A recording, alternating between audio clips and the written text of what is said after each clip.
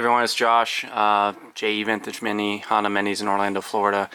This video is going to be based on doing the CT70 DAX wheel refurbishment. We'll do the hubs, the brake covers, and I'll just talk about the rims, but once we do the hubs, you'll get the concept on exactly the same steps I'd take to do the rims. They're basically media blasted and painted, so we'll just focus on doing the hubs and the brake covers, which will get polished, and show you all the steps that I take to break them down and then rebuild them.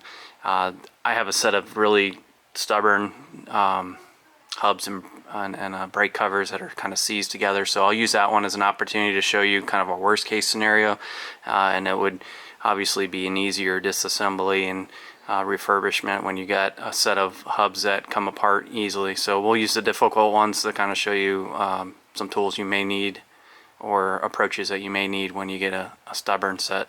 I'm gonna have a challenge ahead of me. I've already started with this, but then I realized, this is a great opportunity to do a video on it. Yeah, that the hub itself is connected to the rim.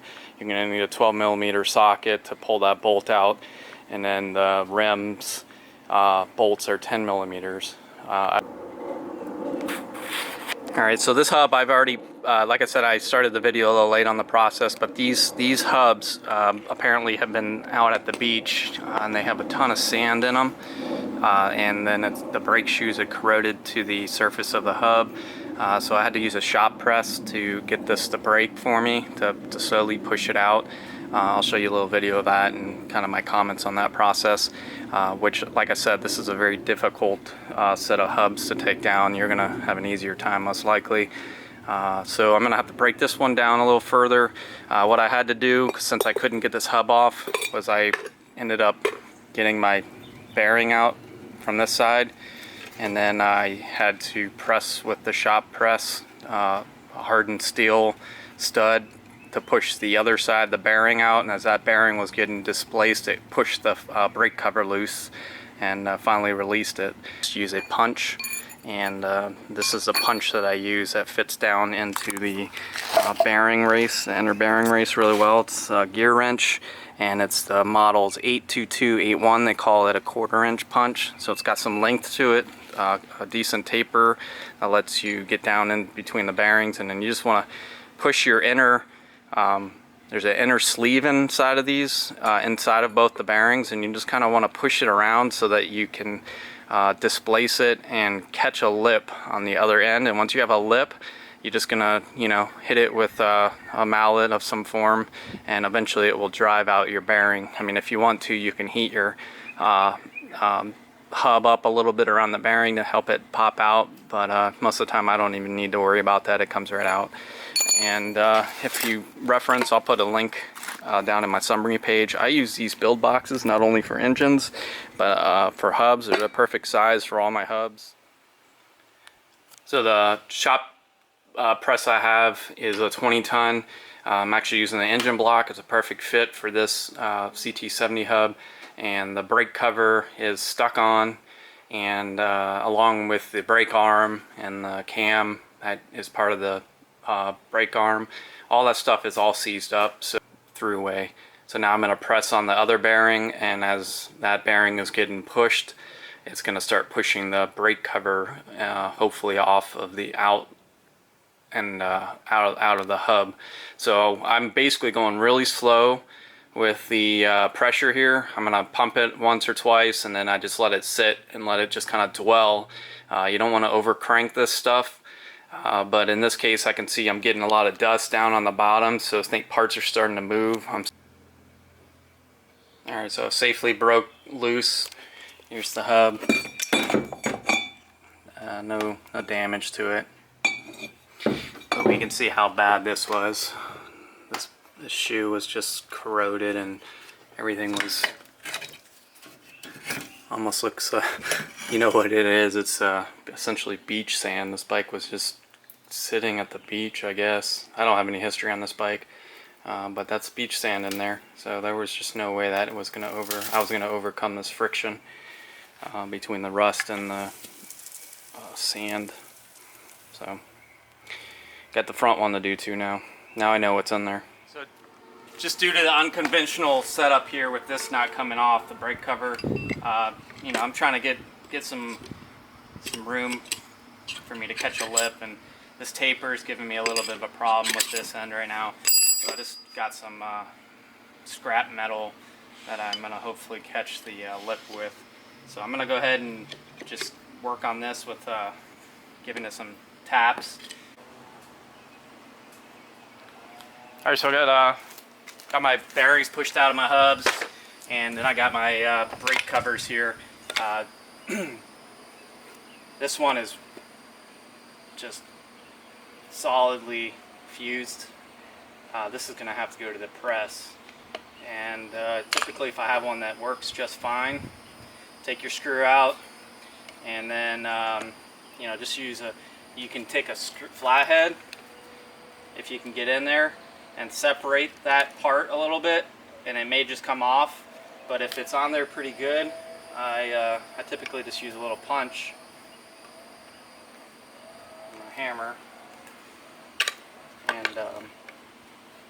push it down that way. It will release and fall out. So I'm not going to be able to do that with the other one. I'm going to go to my press and get that one broken out.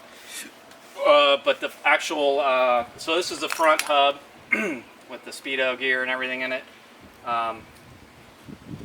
So this usually is in here. If you, just while you're building your hub, inspect the speedo gear itself. These tabs should be upright like this. If they're bent out, that's probably, it's not, your speedometer was not functioning, because these tabs need to actually be able to sit on the receptor on the actual brake hub. So just inspect those, and if those aren't upright, bend them back up. And if your speedometer wasn't working, and these are bent, that was your problem, not the actual speedometer internals. So anyways, get a baggie, put your speedometer gear in it. You're gonna wanna, you know, collect all your little parts. You need your, these go inside the hubs. These are gonna be your spacers in between your bearings, so put those in a bag. The brake arms itself, you know, these cams for me or you, if you really care, these should be sent out, like blasted down and polished up a little bit, and then sent out to get re-zinced. But if you're not doing that, don't worry about it. Same thing with the brake arms. These are zinc steel.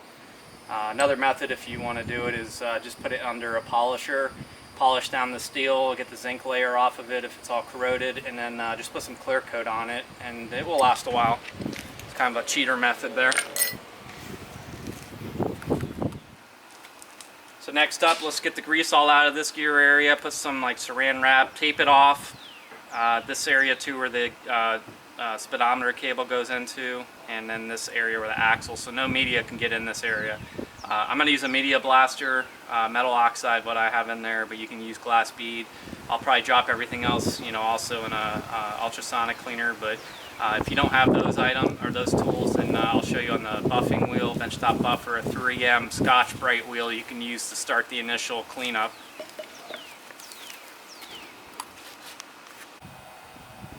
So let's get a quick before.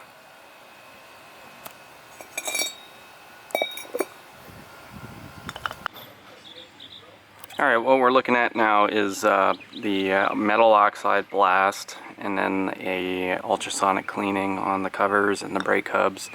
I blasted the brake arms. I'm going to send these to zinc. Blasted them, and then I used a 3M abrasive wheel on my bench polisher. I'll show you what that is, but as you can see, it actually gives a really nice, these are steel, so it gives it a pretty good polish. And if you're not going to go to zinc, you can do this step and then put a clear coat over it, and I think it looks pretty good.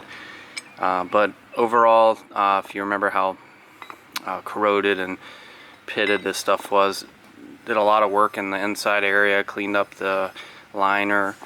This one is really clean, even though it looks like it has a lot of dark stuff in it. That's just the aluminum pitting and discoloration, but all the grease and everything's taken out of all the nooks and crannies on these. I did go in and did a light Dremel wheel and cleaned up the bearing areas here, so there's nothing sticking out and making it difficult to press your bearings back in. So I did a really light cleaning of all the areas. As you can see, here's the brake covers. Again, that's just pitting in there. And then I made sure to make sure that that area is really protected and covered before you blast it. You don't want any media getting in that gear area. Alright, so the next step, these are going to get polished and these are going to get painted.